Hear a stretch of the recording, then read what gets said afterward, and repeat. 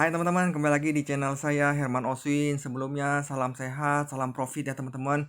Selamat buat teman-teman yang sudah profit, yang belum profit tetap semangat. Yang namanya market tetap ada yang naik, ada yang turun. Nah, kalau teman-teman perhatikan saya signal YouTube saya di analisa tentang Bitcoin, BNB, ETH di 2 minggu lalu, ya pasti teman-teman sudah ada gambarannya. Nah, bahwa kemarin saya ada gambar tentang analisa bahwa BTC, BNB, ETH tuh kalau misalkan break ke arah yang saya tertulis di sana angka-angka itu ke arah swingnya udah downtrend, ke arah downtrend, dan nanti saya akan analisa lagi ke depan seperti apa. Nah, yang mau saya update adalah kalau teman-teman baca di Twitter ya, teman-teman bisa lihat yang trendingnya sekarang tuh virus varian baru COVID ya, kalau di Afrika Selatan yang namanya Omicron. Nah, kalau teman-teman baca beritanya, ini WHO menemukannya dan ini menjadi dampak bahwa market saham ataupun kripto tuh menjadi lesu. Orang lebih ke arah menjaga cash, makanya kenapa market tuh bisa turun. Nah, apalagi kalau misalnya teman-teman bisa lihat ini ya, virus ini lebih ganas dibanding virus-virus sebelumnya ya. Dan makanya kenapa kayak Presiden Jokowi aja juga buat wanti-wanti nih, nanti Natalan juga akan ada PPKM. Nah, supaya nanti tidak mengulang kesalahan yang sebelum-sebelumnya kayak gitu loh. Nah, yang saya mau update beritanya selanjutnya adalah ini teman-teman. Nah, rangkuman berita yang terpenting sih di 1 sampai 2 minggu belakangan ini yaitu perseteruan di tweet ya bahwa Doge Wallet Binance tidak nyaman dikatakan oleh Elon Musk. Sedangkan CEO-nya CZ menyebutkan ada upgrade system. Jadi perseteruan antara kedua pemilik Tesla dan pemilik Binance. Ya, kedua teman-teman bisa baca bahwa Ridwan Kamil uh, NFT adalah masa depan. Saya akan bantu jual karya seni lokal melalui platform OpenSea. Jadi kalau di berita lokal tuh Ridwan Kamil setuju nih NFT sebagai karya seni lokal dan dia akan bantu ya. Kemudian wah, walaupun SIBA mencapai 1 juta holder tapi kok penurunan sudah 50%. Jadi buat SIBA Army ini tetap santai lah ya kalau baru 50% ya. Tetap karena di sini buat jangka panjang. Kalau teman-teman buat jangka panjang ya tidak masalah ya. Kemudian Jerome Powell ditunjuk sebagai gubernur Fed. Nah, salah satu ini yang membuat kekhawatiran di mana takutnya dia melarang kripto. Jadi kenapa market juga menjadi sangat lesu juga. Terus yang kelima nih, berita selanjutnya adalah El Salvador terbitkan obligasi Bitcoin untuk membangun Bitcoin City. Ya, El Salvador kita tahu bahwa dia selalu mendukung Bitcoin dan dia selalu membeli saat koreksi kayak gitu. Kemudian yang terakhir adalah Paris Hilton tidak senang dengan pembajakan. Dia menyuntik 20 juta USD ke NFT Project Origin Foundation. Teman-teman bisa googling beritanya secara lengkap, teman-teman bisa lihat. Nah, ini yang saya mau rangkum berita-berita yang kenapa bisa market lesu baik di saham maupun di kripto ya. Kalau di saham kemarin Jumat kemarin ya sempat minus 2% ya pada gara-gara berita-berita yang tadi saya sebutkan ini.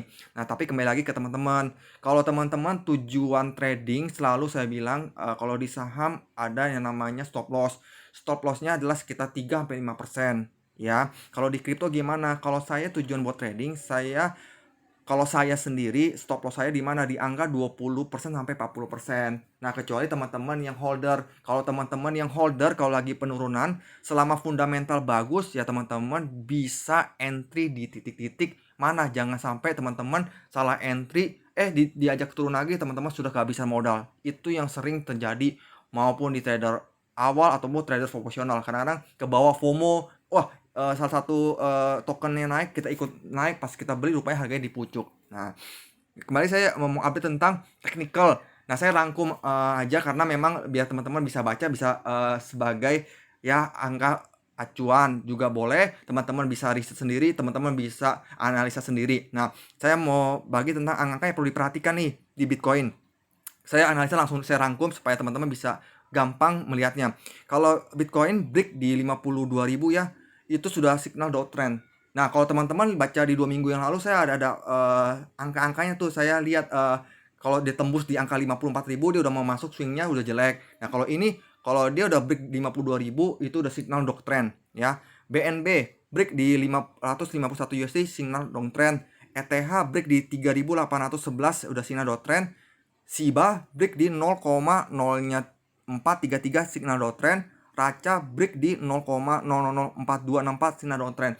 Nah, ini kembali lagi kalau dia break ke bawah, tapi kalau selama masih dia di atas itu masih fase sideways. Dan teman-teman kalau yang udah entry di harga bawah sih santai, tapi kalau teman-teman yang baru mau entry harus yang namanya perhatikan titik-titiknya, jangan sampai salah entry, pas udah entry buat fase tiba-tiba diajak turun teman-teman malah average down, kan sayang. Intinya kalau kita trading itu harus disiplin terhadap cut loss atau stop lossnya ya. Nah ini angka-angkanya. Terus kalau kemudian BTC orang prediksi di 100 US dolar, 100.000 US dollar itu bisa, tapi tidak mungkin di tahun ini karena namanya market itu, dan kita tidak bisa prediksi 100%. Yang kita bisa lakukan adalah di saat market saat turun seperti apa, di saat market bullish seperti apa. Jangan sampai kita all in di satu token atau koin, sedangkan token koin itu di bawah turun kita tidak bisa apa-apa.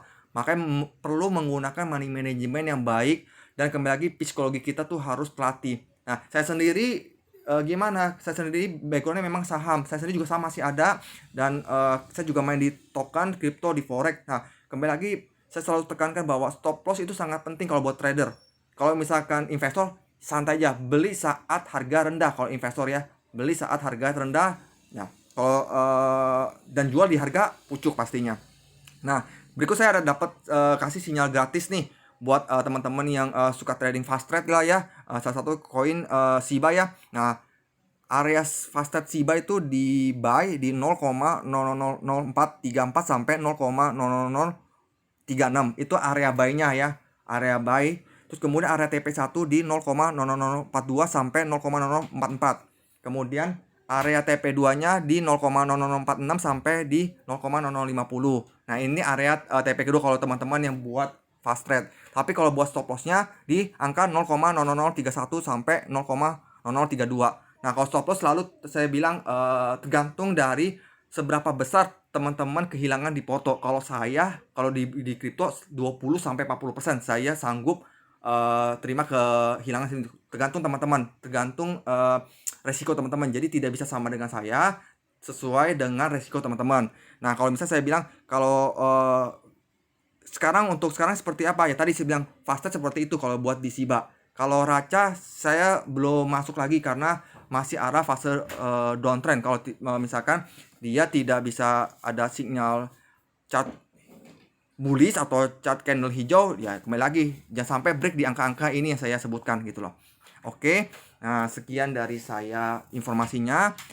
Semoga bermanfaat buat teman-teman, dan semoga ini sebagai gambaran saja. Teman-teman pasti nanti dior sendiri, analisa sendiri, dan ini bukan ajakan beli atau jual ya teman-teman. Ini hanya gambaran, informasi, dan signal gratis. Teman-teman mau lakukan boleh, enggak juga nggak ada masalah, karena yang cuan juga teman, yang kasus juga teman-teman. Tetap kembali keputusan ke teman-teman ya. Oke, salam sehat, salam profit, see you at the top.